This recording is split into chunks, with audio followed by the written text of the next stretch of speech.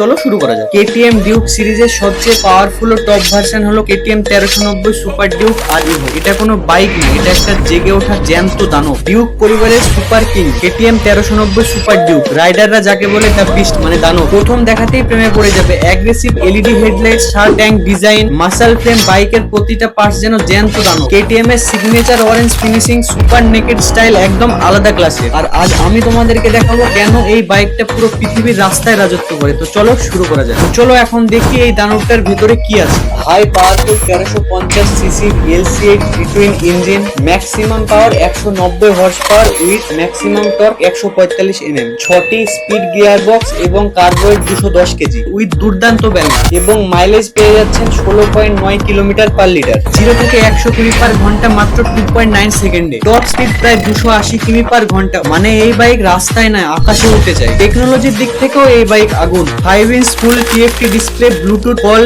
Navigation সবই। Cornering, ABS, traction control, wheelie control. এত smart bike যে রাস্তায় যত বড়ই থাকুক না কেন এই বাইক পাত্তা দেয় না। আসসালামু আলাইকুম।